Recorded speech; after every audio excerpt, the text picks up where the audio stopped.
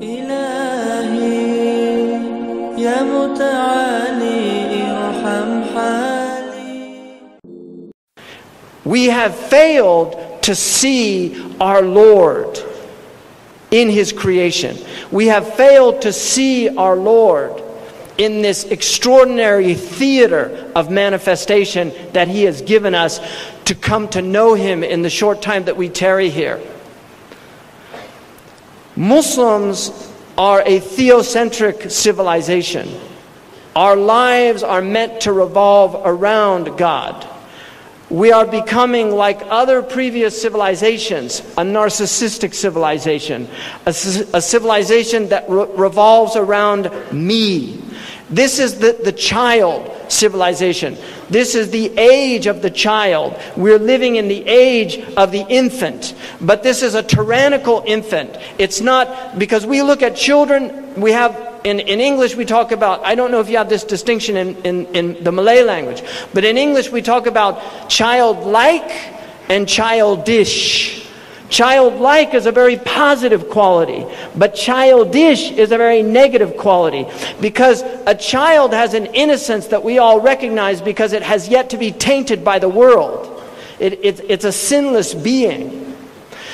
But the childish nature is the tyrannical nature of the self. This is nafs al-ammara. This is the ego that does not share. This is the ego that sees that it is the only thing in existence and everything is peripheral to its own existence. This is what the child needs to be educated out of. This is the essence of education, is to draw the true nature, the true innocence of the child, the bara'at al-asliyah of the child into existence. And this is done in our tradition. We have no word that corresponds to the word education.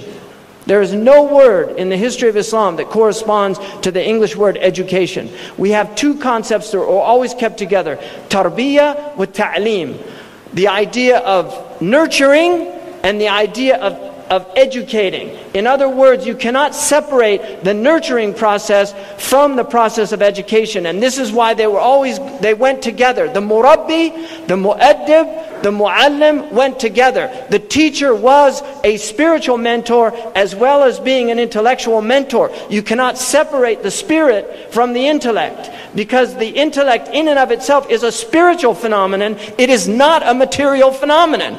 Consciousness is spiritual. The very center of the human being, this core that Allah calls the lub, ulul albab, is a immaterial reality. It is a spiritual reality. And so the murabbi was the one who took you by degrees, who brought you out of yourself. And this is why madrasa in Arabic means the place of effacement. It's the place where the negative qualities are effaced and the positive qualities are inculcated. They called the first stage of education takhliya, the emptying out of the self. And the second stage was tahliya, the adorning of the self with those beautiful qualities. What the ancients called truth, goodness, and beauty. What we call Iman, Islam, and Ihsan. Iman is our truth. There is no God but Allah. Islam is the way that we behave with goodness in the world. And Ihsan is the profound need for the human being to make things beautiful and also to recognize beauty. And this is the human condition. But if you look at the current world today, everywhere you look, there are two powers ruling. There is the irascible power and the concupiscent power.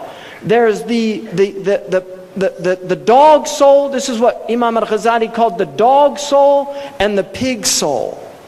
These are the two powers that are reigning. The people that are consuming and not recognizing that their consumption is killing them, and then the people that are effecting their rage on the world. Literally going out and with rage in the world. The warmongers.